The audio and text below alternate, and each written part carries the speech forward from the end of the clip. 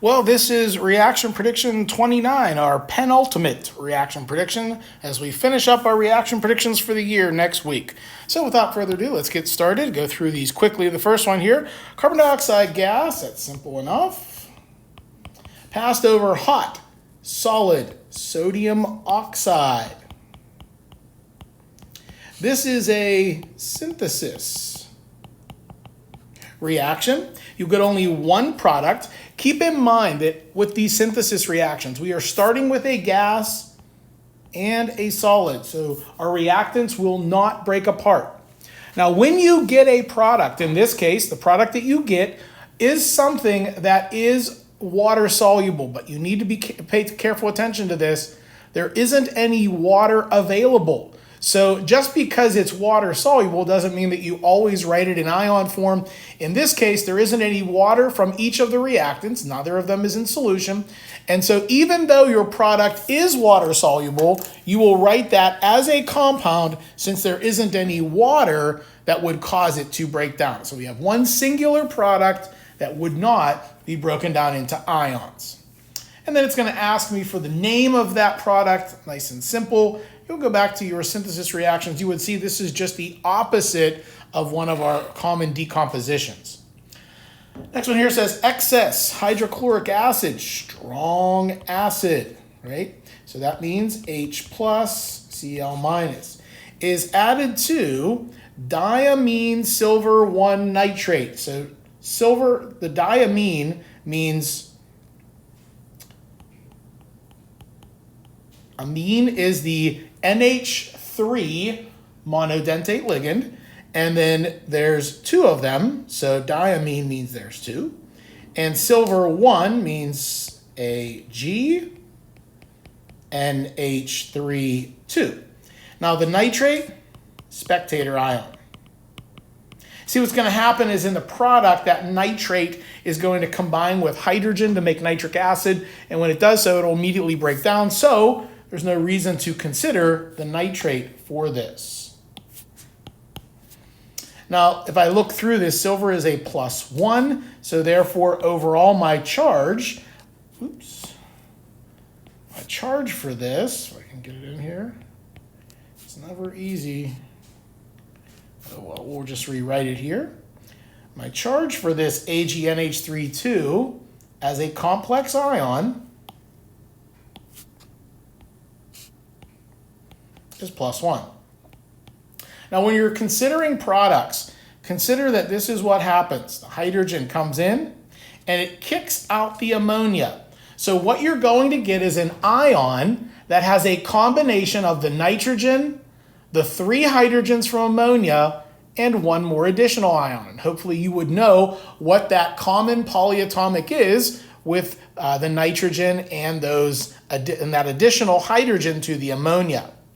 Well, what happens then? Well, once it kicks it out, I'm going to have that product of that nitrogen with the hydrogens, that ion. So the ammonia has been released. The silver is an ion by itself, and it needs something to grab onto. That's where the chloride comes in, and so you're going to have an insoluble product that is the combination of silver with chloride.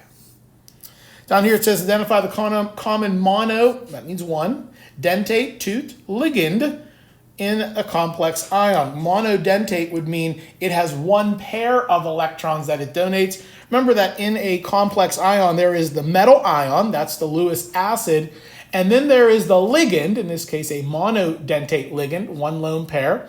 But a ligand is the species that is attached to the metal ion in the complex ion. So hopefully you're picking up some significant clues for what that common monodentate ligand would be in this reaction, and then make sure to balance it once you write those products.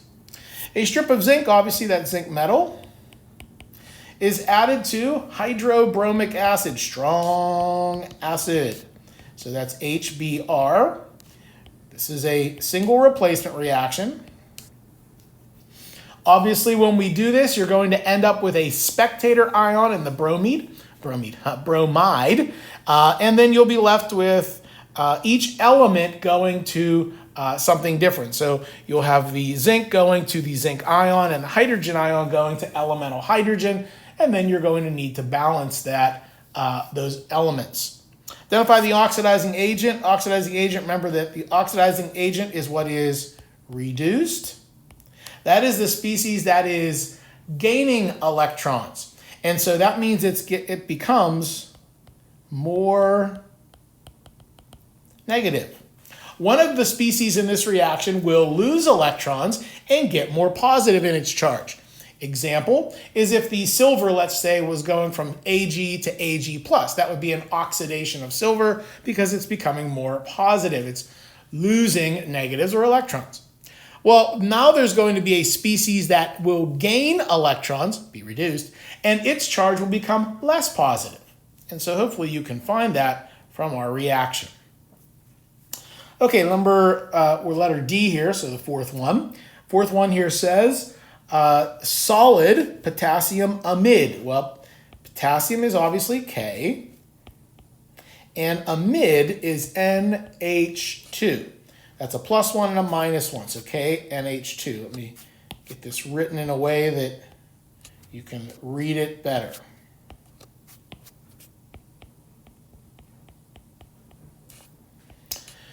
Added to distilled water. We're going to consider this as HOH. Now, this is an organic reaction, so as you're doing this, it's going to, part B says, or part II says, to consider the type of organic reaction. Well, there is a specific type of organic reaction that involves water. We've actually used the name of this before, but it's the one that involves water.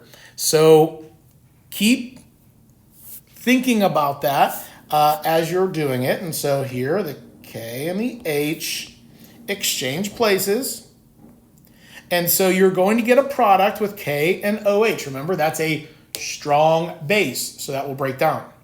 The H will go with the NH2, and so all that's going to produce is a common gas with 1 nitrogen and 3 hydrogens. And then be sure that everything is balanced. Excess potassium hydroxide, so potassium hydroxide solution, so that's KOH, is added to aluminum nitrate. Now these are both aqueous. This is a double replacement reaction. The fact that it's aqueous just means that there's enough hydroxides for the aluminum. Eliminate the 2 spectator ions and you should end up with, I would assume, a precipitate at the end. Okay. Now there are also a couple of other ways to write this, but that's really the most common way that I would have expected you to come up with it. Barium oxide is BaO, and distilled water, H2O. This again is a synthesis reaction. Remember, if you look at those reactions we had, we said that non-metal oxides plus water make an acid, while metal oxides plus water make a base. And so that's what we're seeing here. So this is a basic anhydride. This is just a synthesis, a singular product that is a strong species. Now it says this is the resulting solution, acidic, basic, or neutral. Explain. Now remember, when we're explaining this, if it's an acid in water, it produces more H plus ions. If it's a base, well, when you put it in water, it increases the concentration of OH minus ions. That's what we're looking at. And so whether you're looking at it increasing the amount of H plus or OH minus, that would be an acid or a base. If it was neutral, obviously it had no effect on the amount of H plus or OH minus in solution. Okay, only 2 left. Excess concentrated sulfuric acid. Keep this in mind. Strong acid is added to solid calcium phosphate. So be sure to do the appropriate dissociation for that sulfuric acid, but this is a double replacement reaction. In this double replacement reaction, they do ask, how would things differ if you had equal molar amounts that were added? The fact that we have excess allows for all of the phosphates to get enough hydrogens from your reactant.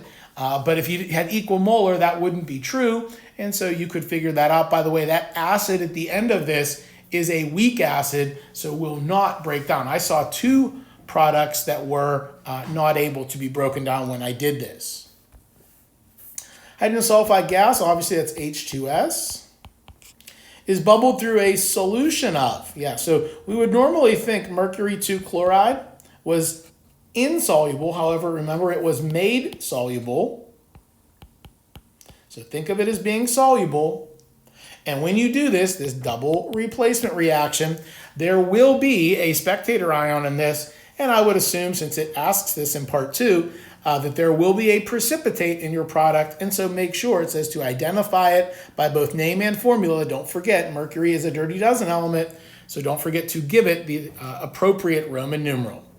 Okay, well, that's it for reaction prediction 29. If you have questions, definitely ask. One more next week. Let's get reaction prediction 30.